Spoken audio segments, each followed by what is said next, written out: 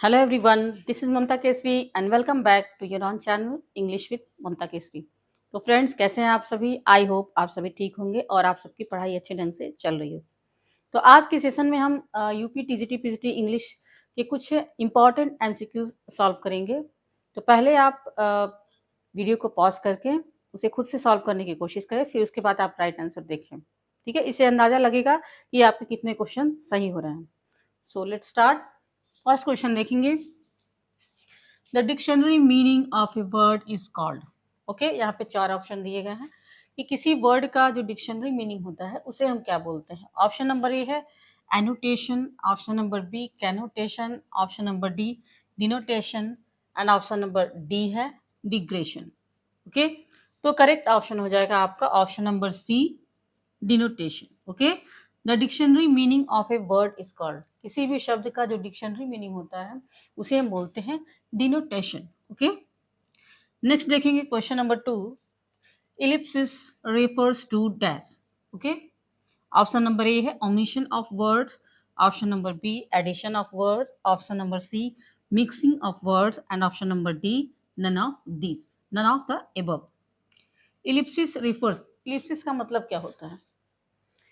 Ellipsis का मतलब होता है कि कोई वाक्य साहित्य में कोई भी सेंटेंस लिखा जाए तो उसके बाकी के कुछ शब्दों को लोप कर दिया जाए, यानी कि छोड़ दिया जाए, उसे नहीं लिखा जाए, वहाँ पे डैश हो जाए या वैसे ही खाली छोड़ दिया जाए, कुछ शब्दों का लोप कर दिया जाए।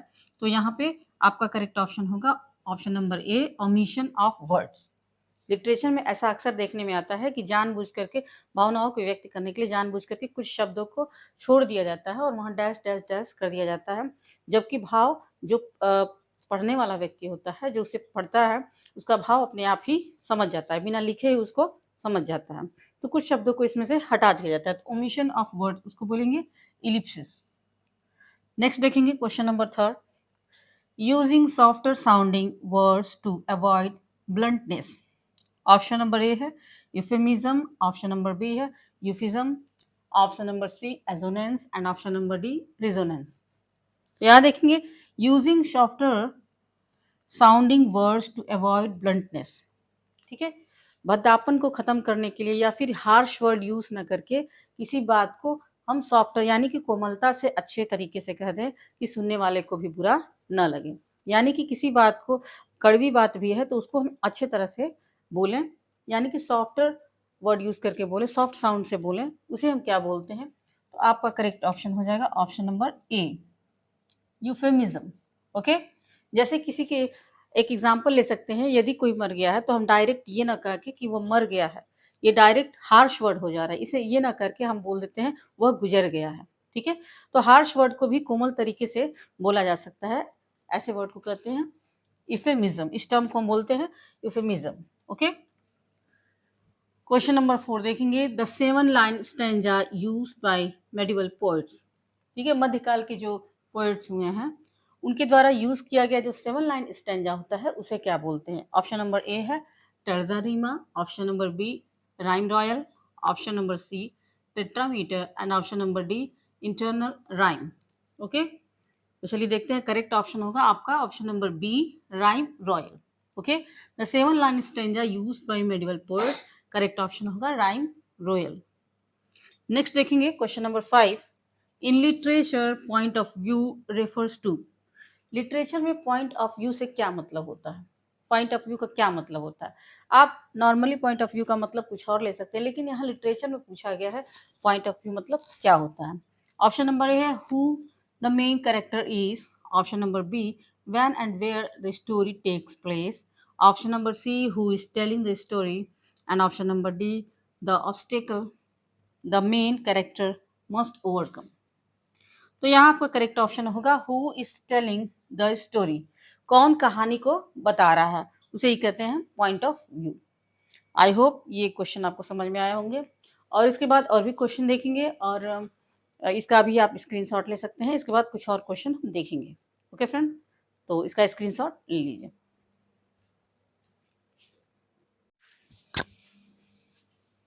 ओके फ्रेंड्स, नेक्स्ट क्वेश्चन देखेंगे, question number 6, in fiction the author's overall main idea और most important message is called. तो यहाँ देखेंगे फिक्शन। फिक्शन क्या होता है? ऐसे कहानी, ऐसी कथाएं जो कि काल्पनिक चीज़ों पर आधारित होती हैं, यानी कि वो कल्पित होता है, किसी रियल से उसका कोई संबंध नहीं होता है। ठीक है, तो काल्पनिक कथाएं होती हैं, उन्हें फिक्शन कहते हैं। तो इन फिक्शन में ऑथर्स का जो मेन आइडिया होता है, किस बारे में वो बात कर रहा है, या फिर जो उसका मोस्ट इम्पॉर्टेंट मैसेज होता है कि उसके माध्यम से जो राइटर है वो क्या मैसेज देना चाह रहा है, उसको हम क्या बोलते हैं। ऑप्शन नंबर ए है plot, option number B setting, option number C conflict and option number D theme. Correct option होगा आपका option number D theme. In fiction the author's overall main idea और मोस्ट इंपॉर्टेंट मैसेज होता है, उसे बोलते हैं theme. Question number 7 देखेंगे, repetition of the same और similar consonant sound at the beginning of the words is called. ठीक है, बार बार किसी शब्द में जब कई शब्द एक साथ आते हैं, बार बार उनके कॉन्सोनेंट साउंड की पुनरावृत्ति होती है, बार बार एक ही कॉन्सोनेंट साउंड रिपीट होते हैं, तो वहाँ पे क्या होता है, उसे बोलते हैं। ऑप्शन नंबर ए है assonance, option number B alliteration, option number B apostrophe and option number D simile. Correct option होगा आपका ऑप्शन नंबर बी एलिट्रेशन। ध्यान से करना है ऐसे क्वेश्चन को।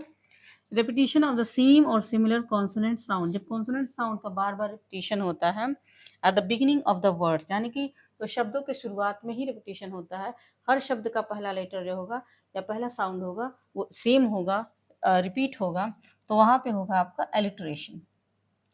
क्वेश्चन नंबर 8 देखेंगे, a statement that appears self contradictory but that reveals a kind of truth।